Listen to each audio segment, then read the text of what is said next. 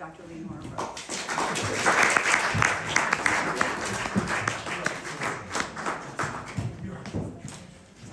So, very, very glad to be here. So today, my aim is to convince you all to fall in love with your brains. So this rather strange looking organ weighs only 3 pounds. That's 2% of your body weight, so it's pretty tiny. And it has 86 billion nerve cells in it and 110 trillion connections, which is pretty remarkable.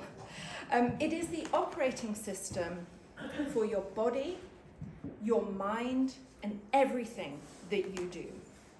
So it's amazing.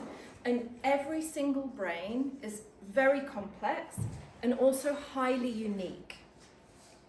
But it has a major design fault, and that design fault is that it's highly vulnerable to damage. We all know about the physical damage that you get from brain injuries and things like that.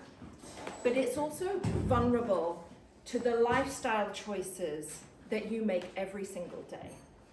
So I'm going to be sharing today with you the 6 top lifestyle things that might be harming your brain, and really briefly what you can do about all of them. So let's talk about brains. So this is just some more amazing facts. I want to begin by priming our brains. If everybody is able to, I'd like you to stand up.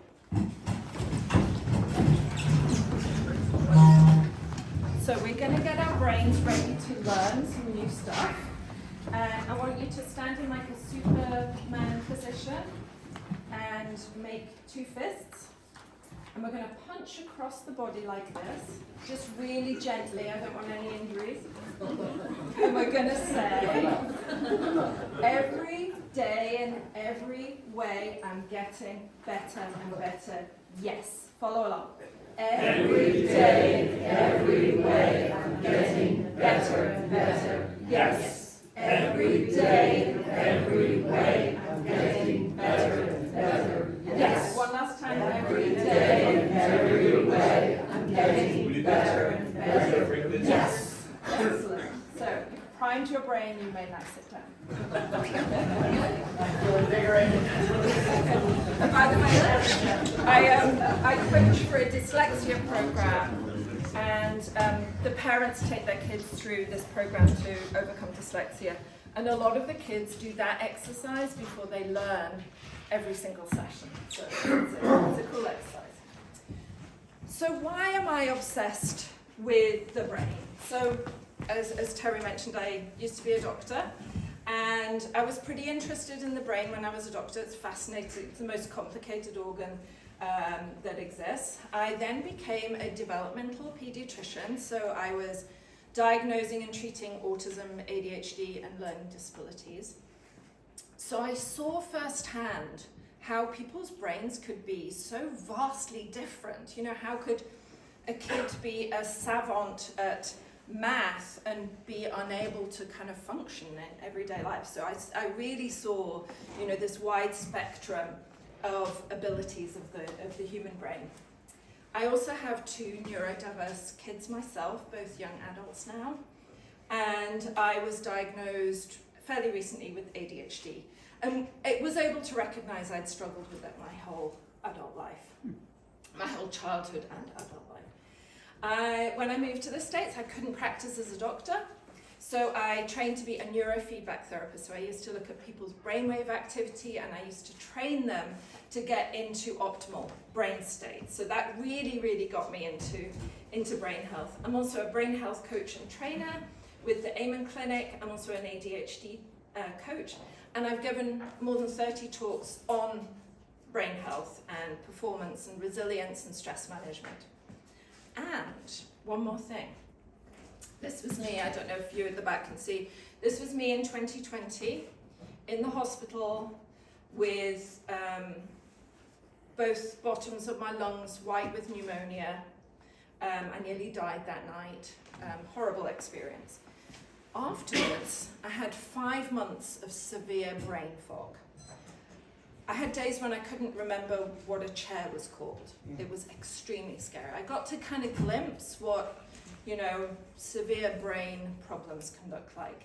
And it got me even more obsessed. I'm like, okay, I've got all this knowledge and now I have this first-hand experience. So what can I do to cure myself and then to also help other people? So that was a huge turning point for me, where I was like, I really need to get very obsessed with the brain. So in summary of what I said earlier, if your brain works well, everything in life is better.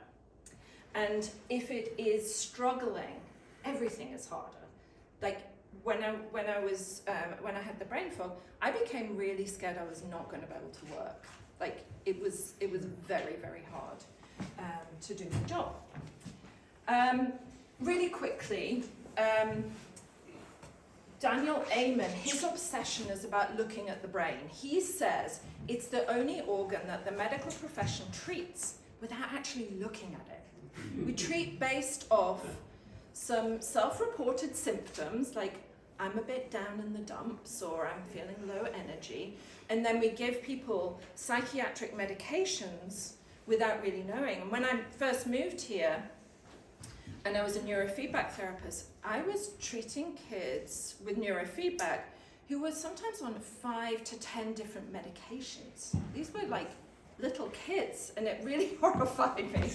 And so if you're interested, and come and ask me about this afterwards, the Amen Clinics has a really cool questionnaire that aligns with, he's done 500,000 brain scans at this stage, and his questionnaire lines up. So if you do the questionnaire, it'll give you a really good indication of what's going on in your brain, so that you could then take it to your doctor or have more testing.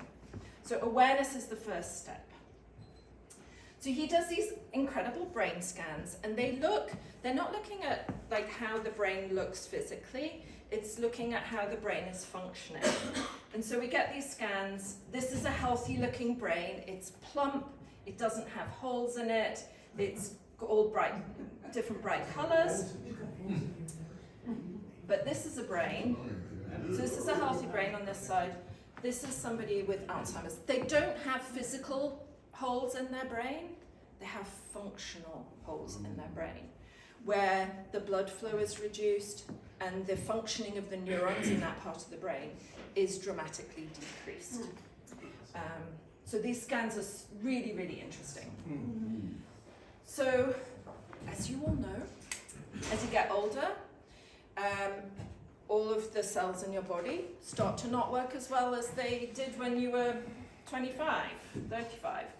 And so this is, natural aging of the brain.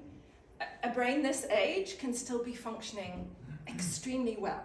There are some great examples in this room of people who are aging really, really well. So this is a normal process. And a few of us who aren't. I won't ask for a show of hands on that. Did I miss a step? No. Okay. Just to prove that point, it doesn't have to be this way. This was a brain scan that Dr. Amen did of a 92-year-old lady who'd been doing, she'd had a scan earlier and it didn't look great, and then she did his program, and this was it. This is a really healthy looking, I would be jealous of a brain that looked like this. She was 92, which is just amazing. And it can get better at any age. Daniel Amen scanned himself. At 57, his brain looked healthier than when he was 37, which is pretty, 20 years on, you would expect it to look worse, and it actually looked better. The costs, I'm not going to read the whole list, you can all read. The costs affect every area of your life. Your mental health, your physical health, your ability to do stuff, to be able to focus, to be able to have good relationships. So it has this ripple effect on every area of your life because, like I mentioned at the beginning, it's the operating system of everything. So Daniel Amen, I'm trained in this program called Memory Rescue. He says there are 11 things that are bad for your brain. They are, and he loves acronyms, so it's blood flow, retirement and aging, and what this means is retirement without purpose and continuing to learn and grow. Inflammation, genetics, head trauma, toxins, mental health, immunity, neurohormone issues, diabetes, which is a combination of diabetes and being overweight, and sleep issues. So this is a lot, and there's literally thousands of things. So I wanted to simplify things. The top 6 things is what we're going to talk about today. I'm going to talk about the 6 things that are really bad for your brain that you might be doing, and what to do about them quickly. Normally, I could literally talk all day about this stuff, so it's hard to compact it into 20 minutes. Poor sleep. Sleep is when your brain cleans itself, heals itself, and stores emotional memories. So if you're not getting enough sleep, you're going to have problems with your memory, with your emotions, and with your decision making and your focus the next day. I'm sure we can all relate to that. So no sleep makes you dumb and clumsy the next day. So it's really not good. And Teresa and I went through the medical training process where you were encouraged not to sleep for many years while you had responsibility for people's lives. So what can you do to make your sleep better? And by the way, whenever I'm talking about any of this stuff, there's never any judgment involved. This stuff's hard, and I struggle with a lot of this myself. I have chronic sleep problems. First thing, develop a routine. People who have a regular bedtime routine tend to sleep better. I know that sounds really boring, but it's the truth. Limit screen time, especially in the 1 to 2 hours before bed. If you do want to watch television or whatever, make it calm and not too exciting, not violent, that type of thing, because that intrudes on your dreams and can affect your sleep. Have a wind down routine. You know what you like, you know what relaxes you, whether it's a warm bath or listening to music or reading a book. Optimize your environment. A cool bedroom is really important for sleep. Your body, to get into deep sleep, your body needs a cool environment. So, turn that thermostat down, and you want dark as well. Avoid caffeine and alcohol in the evening. My husband works for a wine company, so I'm always a little bit hush-hush about the alcohol bit. Don't tell him I said that. Morning sun, if you have sleep problems, getting out and getting morning sunlight is one of the best things that you can do. It tells your brain, it is the morning now, and in so many hours, it's going to be the night time. So it kind of gets, in the morning, you're getting your brain ready for bedtime. Stay active during the day. How about magnesium? Yes, that totally can help with sleep. You have to take the right kind, and most people are deficient in magnesium. So it's one of the top 5 brain health supplements. Poor nutrition. Food is either fuel or poison for your brain. You wouldn't put diesel in a Ferrari, like poor quality fuel in a Ferrari, and expect it to perform well. And we do the brain equivalent every day. The top bad things are high sugar diets, which crash dopamine, and then you struggle to focus later. Low omega-3s, most people naturally have not enough omega-3s, they're really important. The brain really needs healthy fats. And dehydration. Glad you're all drinking right now. So, what you eat is really important. Don't worry about making it complicated. Get healthy protein, especially in the morning. This will fuel your dopamine for the rest of the day. Omega-3s, most people, it's really hard to get enough just through diet. So it is one of the supplements that pretty much everybody should be taking. And limit sugar. If you're going to eat sugar, make sure it's after a meal with protein and fat in it. So snacking in the middle of the afternoon on cookies is not a good idea.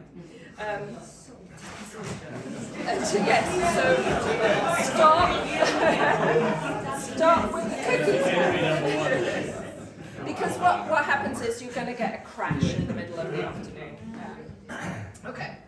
Chronic chronic stress, one of my favorite topics. I had severe chronic stress for about 15 years.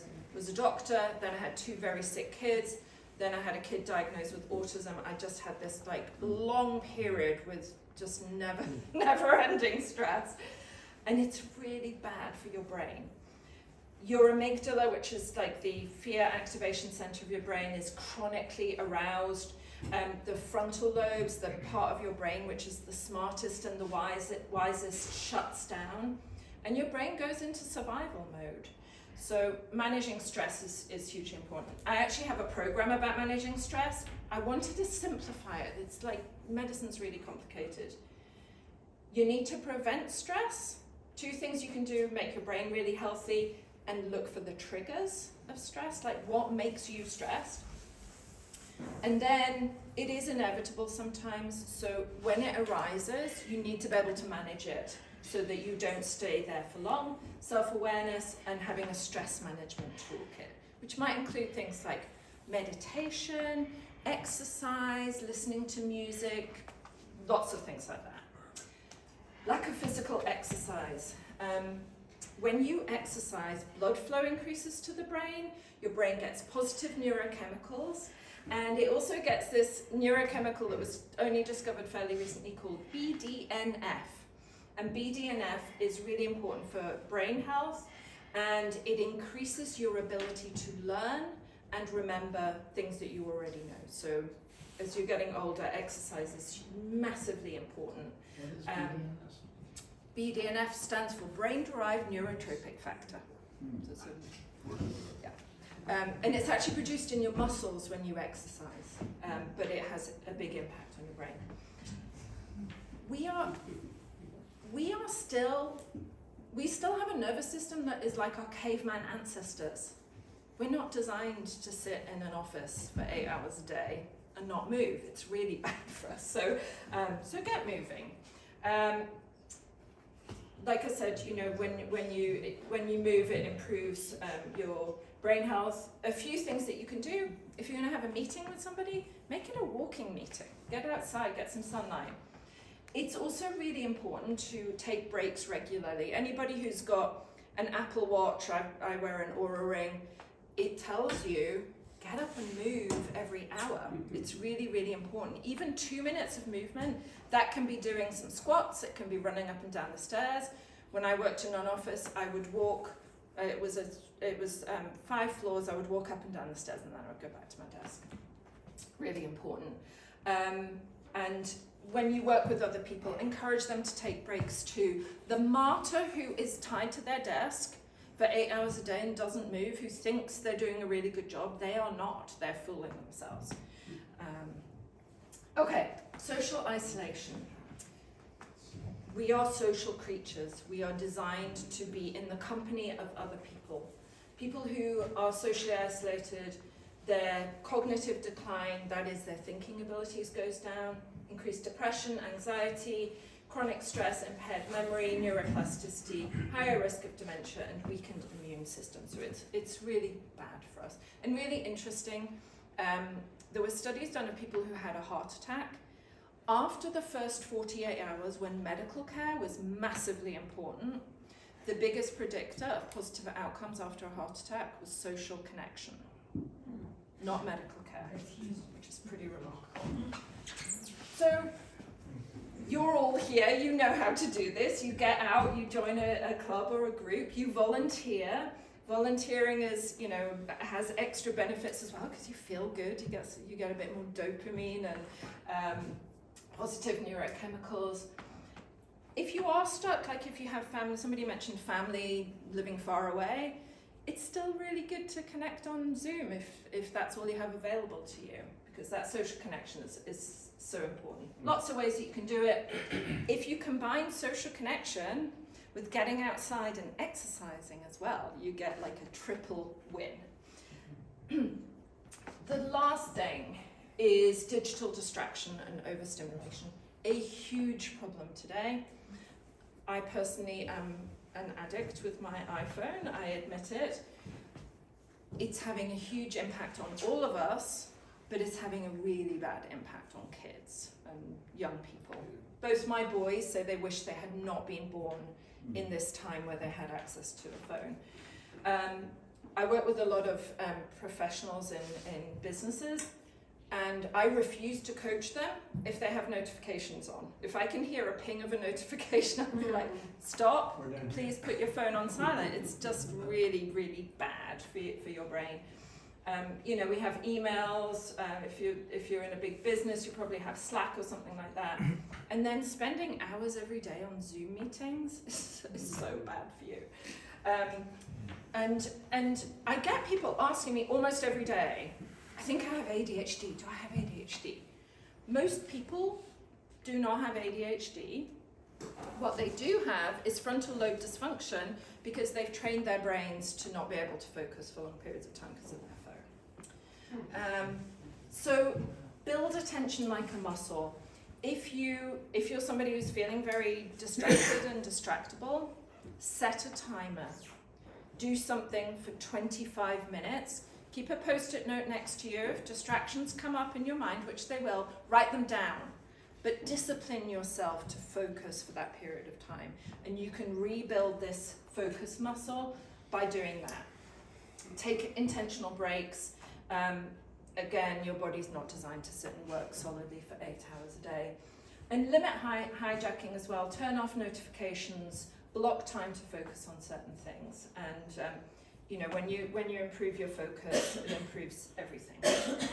So, I have a favor to ask all of you. Our kids, like I mentioned, are really struggling.